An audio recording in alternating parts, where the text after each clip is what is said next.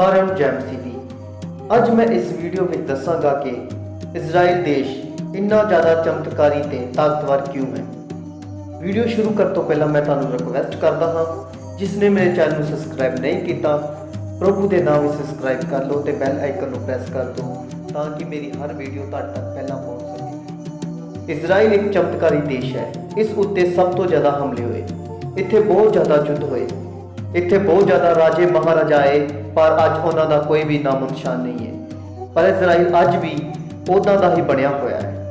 ਇੱਥੇ ਹਿਟਲਰ ਵਰਗੇ ਲੋਕ ਆਏ, ਉਹਨਾਂ ਨੇ 6 ਮਿਲੀਅਨ ਯਹੂਦੀਆਂ ਨੂੰ ਮਾਰ ਦਿੱਤਾ, ਪਰ ਅੱਜ ਹਿਟਲਰ ਵਰਗੇ ਲੋਕਾਂ ਦਾ ਕੋਈ ਵੀ ਨਾਮੋ ਨਿਸ਼ਾਨ ਨਹੀਂ ਹੈ।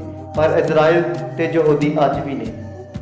ਅੱਜ ਤੋਂ 4000 ਸਾਲ ਪਹਿਲਾਂ ਪ੍ਰਭੂ ਜੀ ਨੇ ਅਬਰਾਹਮ ਨੂੰ ਬੁਲਾਇਆ ਤੇ ਪ੍ਰਭੂ ਜੀ ਨੇ ਅਬਰਾਹਮ ਨਾਲ ਵਾਅਦਾ ਕੀਤਾ ਕਿ ਮੈਂ ਤੈਨੂੰ ਕਨਾਨ ਦੇਸ਼ ਦੇਵਾਂਗਾ, ਜਿਸ ਨੂੰ ਅੱਜ ਅਸੀਂ ਇਜ਼ਰਾਈਲ ਦੇ ਨਾਮ ਨਾਲ ਜਾਣਦੇ ਹਾਂ। ਤੇ ਪ੍ਰਭੂ ਜੀ ਨੇ ਅਬਰਾਹਮ ਨੂੰ ਕਿਹਾ ਕਿ ਮੈਂ ਤੇਰੇ ਨਾਲ ਸਦਾ ਰਹਾਂਗਾ। ਇਜ਼ਰਾਈਲ ਦੀ ਆਬਾਦੀ 85 ਲੱਖ ਯਾਨੀ ਕਿ 9 ਮਿਲੀਅਨ ਦੇ ਲਾਗੇ ਹੈ। ਇਹ ਛੋਟਾ ਜਿਹਾ ਦੇਸ਼ 400 ਮਿਲੀਅਨ ਮੁਸਲਮਾਨਾਂ ਦੇ ਨਾਲ ਚਾਰੇ ਪਾਸੋਂ ਘਿਰਿਆ ਹੋਇਆ ਹੈ। ਇਹ 400 ਮਿਲੀਅਨ ਮੁਸਲਮਾਨ ਹਰ ਸਮੇਂ ਮੌਕਾ ਵੇਖਦੇ ਰਹਿੰਦੇ ਨੇ ਕਿ ਇਜ਼ਰਾਈਲ ਨੂੰ ਕਿਸ ਤਰ੍ਹਾਂ ਖਤਮ ਕਰ ਸਕੀਏ। ਪ੍ਰਭੂ ਜੀ ਨੇ ਅਬਰਾਹਮ ਨਾਲ ਵਾਅਦਾ ਕੀਤਾ ਸੀ ਕਿ ਉਹ ਕਨਾਨ ਦੇਸ਼ ਤੈਨੂੰ ਦੇਵੇ। ਫਿਰ ਮੂਸਾ ਨੇ ਕਿਹਾ ਕਿ ਯਹੋਸ਼ਾ ਤੇ ਕਲੀਮ ਦੋਵੇਂ ਉਸ ਜ਼ਮੀਨ ਤੇ ਜਾਣ ਜਿਸ ਦਾ ਪ੍ਰਭੂ ਜੀ ਨੇ ਵਾਅਦਾ ਕੀਤਾ ਸੀ। ਫਿਰ ਇਸ ਤੋਂ 1000 ਸਾਲ ਬਾਅਦ ਰਾਜਾ ਦਾਊਦ ਰਾਜਾ ਬਣੇ ਤੇ ਫਿਰ ਰਾਜਾ ਦਾਊਦ ਨੇ ਯਸ਼ੇਬ ਗਿਲਿਆਦ ਦੇ ਲੋਕਾਂ ਨੂੰ ਹਰਾ ਕੇ ਯਰੂਸ਼ਲਮ ਨੂੰ ਇਜ਼ਰਾਈਲ ਦੀ ਰਾਜਧਾਨੀ ਬਣਾ ਦਿੱਤਾ। ਇਸ ਤੋਂ ਬਾਅਦ ਅੱਜ ਤੱਕ ਹਮੇਸ਼ਾ ਇਜ਼ਰਾਈਲ ਤੇ ਹਮਲੇ ਹੁੰਦੇ ਰਹਿੰਦੇ ਨੇ। ਯਹੂਦੀ ਵਿਚਾਰ ਵਿੱਚ ਗਏ, ਫਿਰ ਵਾਪਸ ਆ ਗਏ, ਪਰ ਇਜ਼ਰਾਈਲ ਦਾ ਨਾਮੋ ਨਿਸ਼ਾਨ ਨਹੀਂ ਮਿਟਿਆ। AD 70 ਵਿੱਚ ਰੋਮੀ ਰਾਜ ਨੇ ਯਰੂਸ਼ਲਮ ਉੱਤੇ ਕਬਜ਼ਾ ਕੀਤਾ। ਉਸ ਸਮੇਂ ਸਾਰੇ ਯਹੂਦੀ ਇੱਧਰ ਉੱਧਰ ਚਲੇ ਗਏ, ਕਿਉਂਕਿ ਜੋ ਮੰਦਰ ਸੀ ਉਸ ਨੂੰ ਅੱਗ ਲਾ ਦਿੱਤੀ ਗਈ ਸੀ। ਉਸ ਤੋਂ ਬਾਅਦ ਜਦੋਂ ਯਹੂਦੀਆਂ ਨੇ ਆਪਣੀ ਆਵਾਜ਼ ਚੁੱਕੀ ਤਾਂ ਉਹਨਾਂ ਨੂੰ ਬੜਾ ਸਤਾਇਆ ਗਿਆ ਤੇ ਸਾਰੇ ਯਹੂਦੀ ਅਲੱਗ-ਅਲੱਗ ਜਗ੍ਹਾ ਤੇ ਫੈਲ ਗਏ। ਜੋ ਵੀ ਸਰਕਾਰ ਆਉਂਦੀ ਸੀ ਉਹ ਇਜ਼ਰਾਈਲ ਨੂੰ ਆਪਣਾ ਬਣਾਉਣਾ ਚਾਹੁੰਦੀ ਸੀ। ਸਰਕਾਰ ਇਜ਼ਰਾਈਲ ਤੇ ਹਮਲਾ ਕਰਦੀ ਸੀ ਤਾਂ ਕਿ ਅਸੀਂ ਉਸ ਉੱਤੇ ਕਬਜ਼ਾ ਕਰ ਸਕੀਏ। ਪਰ ਤੁਸੀਂ ਸੋਚਦੇ ਹੋ ਕਿ ਇਜ਼ਰਾਈਲ ਵਿੱਚ ਕੀ ਖਾਸ ਸੀ ਜੋ ਹਰ ਕੋਈ ਇਜ਼ਰਾਈਲ ਨੂੰ ਆਪਣਾ ਬਣਾਉਣਾ ਚਾਹੁੰਦਾ ਸੀ। ਇਹ ਤੇ ਸਿਰਫ ਸੁੱਕੀ ਤੇ ਰੇਤਲੀ ਥਾਂ ਸੀ, ਪਰ ਇਜ਼ਰਾਈਲ ਕੋਲ ਸੀ ਟਰਾਂਸਪੋਰਟ। ਇਜ਼ਰਾਈਲ ਇੱਕ ਐਸੀ ਥਾਂ ਤੇ ਸੀ ਜਿੱਥੇ ਏਸ਼ੀਆ, ਯੂਰਪ ਤੇ ਅਫਰੀਕਾ ਮਿਲਦੇ ਸੀ। ਪੁਰਾਣੇ ਸਮੇਂ ਵਿੱਚ ਜੇ ਕਿਸੇ ਨੇ ਯੂਰਪ ਜਾਣਾ ਸੀ ਉਹ ਇਜ਼ਰਾਈਲ ਤੋਂ ਹੀ ਹੋ ਕੇ ਜਾਵੇਗਾ, ਜੇ ਕਿਸੇ ਨੇ ਅਫਰੀਕਾ ਜਾਂ ਏਸ਼ੀਆ ਜਾਣਾ ਸੀ ਉਹ ਵੀ ਇਜ਼ਰਾਈਲ ਤੋਂ ਹੋ ਕੇ ਹੀ ਜਾਵੇਗਾ। ਇਜ਼ਰਾਈਲ ਇੱਕ ਬੜੀ ਵੱਡੀ ਵਪਾਰ ਦੀ ਥਾਂ ਸੀ, ਇਸ ਲਈ ਰਾਜੇ ਮਹਾਰਾਜਾ ਤੇ ਸਰਕਾਰਾਂ ਦੀ ਇਸ ਉੱਤੇ ਨਜ਼ਰ ਹੁੰਦੀ ਸੀ। ਇਹਨਾਂ ਨੂੰ ਪਤਾ ਸੀ ਕਿ ਜੇ ਇਜ਼ਰਾਈਲ ਸਾਡੇ ਕਬਜ਼ੇ ਆਵੇਗਾ ਤੇ ਅੱਧੀ ਦੁਨੀਆ ਜਿਵੇਂ ਕਿ ਏਸ਼ੀਆ, ਯੂਰਪ, ਅਫਰੀਕਾ ਸਾਡੇ ਕੰਟਰੋਲ ਵਿੱਚ ਹੋ ਜਾਵੇਗਾ, ਅਸੀਂ ਜਲਦੀ ਅਮੀਰ ਬਣ ਜਾਵਾਂਗੇ। ਫਿਰ ਇਹਨਾਂ ਤੋਂ ਬਾਅਦ ਮੁਸਲਿਮ ਸਾਮਰਾਜ ਆਇਆ। ਇਹਨਾਂ ਵੀ ਇਜ਼ਰਾਈਲ ਤੇ ਕਬਜ਼ਾ ਕੀਤਾ ਤੇ ਉੱਥੇ 2 ਮੁਫ਼ਤੀ ਰੋਕ ਬਣਾਇਆ। ਮੁਸਲਮਾਨਾਂ ਦੇ ਕਹਿਣ ਦੇ ਅਨੁਸਾਰ ਇਸ ਥਾਂ ਤੋਂ ਮੁਹੰਮਦ ਸਵਰਗ ਨੂੰ ਗਿਆ ਸੀ। ਮੁਸਲਮਾਨਾਂ ਦੇ ਕਹਿਣਾ ਹੈ ਕਿ ਇਹ ਸਾਡੀ ਤੀਸਰੀ ਪਵਿੱਤਰ ਜਗ੍ਹਾ ਹੈ।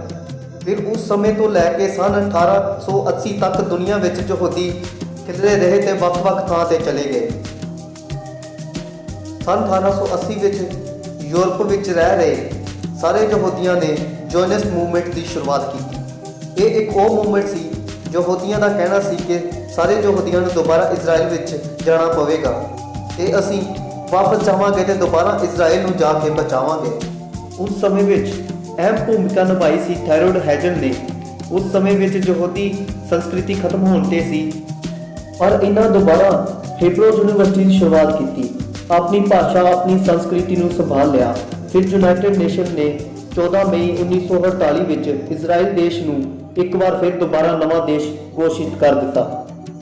ਜਦੋਂ ਉਸ ਸਮੇਂ ਵਿੱਚ ਇਜ਼ਰਾਈਲ ਦੇਸ਼ ਨੂੰ ਨਵਾਂ ਦੇਸ਼ ਬਣਾਉਣ ਦੀ ਗੱਲ ਚੱਲ ਰਹੀ ਸੀ, ਉਸ ਸਮੇਂ ਵਿੱਚ ਇਜ਼ਰਾਈਲ, ਜੋਰਡਨ, ਈਰਾਨ ਤੇ ਸੀਰੀਆ ਨੇ ਧਮਕੀ ਦਿੱਤੀ, ਜੇਕਰ ਇਜ਼ਰਾਈਲ ਨੂੰ ਨਵਾਂ ਦੇਸ਼ ਬਣਾਇਆ ਤਾਂ ਅਸੀਂ ਇਜ਼ਰਾਈਲ ਨੂੰ ਮਿਟਾ ਦੇਵਾਂਗੇ।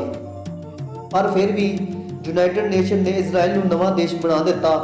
ਬਸ ਫਿਰ ਅਗਲੇ ਹੀ ਦਿਨ 5 ਦੇਸ਼ਾਂ ਨੇ ਮਿਲ ਕੇ ਇਜ਼ਰਾਈਲ ਦੇ ਖਿਲਾਫ ਜੰਗ ਦਾ ਐਲਾਨ ਕਰ ਦਿੱਤਾ। ਉਸ ਸਮੇਂ ਵਿੱਚ 6 ਲੱਖ ਯਹੂਦੀ ਉੱਥੇ ਰਹਿ ਰਹੇ ਸੀ, ਪਰ ਕਰੋੜਾਂ ਮੁਸਲਮਾਨ ਜਾਣੀ ਕਿ 5 ਦੇਸ਼ਾਂ ਨੇ ਇਜ਼ਰਾਈਲ ਨੂੰ ਘੇਰ ਲਿਆ। ਇੱਕ ਪਾਸੇ 6 ਲੱਖ ਯਹੂਦੀ ਤੇ ਦੂਜੇ ਪਾਸੇ ਕਰੋੜਾਂ ਮੁਸਲਮਾਨਾਂ ਦੇ ਕੋਲ ਪੂਰੇ ਦੇਸ਼, ਹਥਿਆਰ, ਸੈਨਾ ਪਰ ਇਜ਼ਰਾਈਲ ਦੇ ਕੋਲ ਨਾ ਹੀ ਜ਼ਿਆਦਾ ਵਧੀਆ ਹਥਿਆਰ ਸੀ ਤੇ ਨਾ ਹੀ ਜ਼ਿਆਦਾ ਲੋਕ। ਇਹ ਜੰਗ 6 ਦਿਨ ਤੱਕ ਚੱਲੀ, ਪਰ 6 ਦਿਨ ਤੋਂ ਬਾਅਦ ਕੁਝ ਅਜਿਹਾ ਹੋਇਆ ਕਿ ਸਾਰੀ ਦੁਨੀਆ ਸੋਚਣ ਲੱਗੀ ਕਿ 6 ਲੱਖ ਯਹੂਦੀਆਂ ਨੇ 5 ਦੇਸ਼ਾਂ ਨੂੰ ਕਿਵੇਂ ਹਰਾ ਦਿੱਤਾ।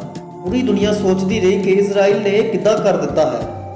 ਅਰਬ ਮੁਸਲਮਾਨ ਕਹਿੰਦੇ ਸੀ ਕਿ ਇਹ ਥਾਂ ਅਸੀਂ ਨਹੀਂ ਦੇਵਾਂਗੇ, ਕਿਉਂਕਿ ਮੁਸਲਮਾਨਾਂ ਨੂੰ ਇਹ ਥਾਂ ਅੱਲਾ ਨੇ ਦਿੱਤੀ ਹੈ। ਪਰ ਮੁਸਲਮਾਨ ਹਾਰ ਗਏ ਤੇ ਉਹ ਬਹੁਤ ਸ਼ਰਮਿੰਦਾ ਹੋਏ ਤੇ ਉਹ ਸੋਚਣ ਲੱਗੇ ਕਿ ਜੋ ਥਾਂ ਸਾਨੂੰ ਅੱਲਾ ਨੇ ਦਿੱਤੀ ਸੀ ਅਸੀਂ ਉਹ ਹਾਰ ਚੁੱਕੇ ਹਾਂ।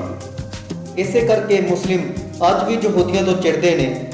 ਇੰਨਾ ਹੀ ਨਹੀਂ, ਮੁਸਲਮਾਨ ਯਹੂਦੀ ਨਾਮ ਨੂੰ ਹਰਾਮ ਕਹਿੰਦੇ ਨੇ। ਅੱਜ ਵੀ ਮੁਸਲਮਾਨਾਂ ਤੇ ਇਜ਼ਰਾਈਲ ਵਿੱਚ ਜੰਗ ਹੁੰਦੀ ਰਹਿੰਦੀ ਹੈ। ਇਜ਼ਰਾਈਲ ਅੱਜ ਵੀ ਖਬਰਾਂ ਵਿੱਚ ਬਣਿਆ ਰਹਿੰਦਾ ਹੈ। ਪਰ ਅੱਜ ਦੇ ਸਮੇਂ ਵਿੱਚ ਇਜ਼ਰਾਈਲ ਬਹੁਤ ਤਾਕਤਵਰ ਦੇਸ਼ ਹੈ। ਇਹ ਦੁਨੀਆ ਦਾ 8ਵਾਂ ਤਾਕਤਵਰ ਦੇਸ਼ ਹੈ। ਅੱਜ ਦੇ ਸਮੇਂ ਵਿੱਚ ਇਜ਼ਰਾਈਲ ਕੋਲ ਖਤਰਨਾਕ ਹਥਿਆਰ ਹੈ ਜੋ ਦੂਜੇ ਦੇਸ਼ਾਂ ਕੋਲ ਨਹੀਂ ਹੈ।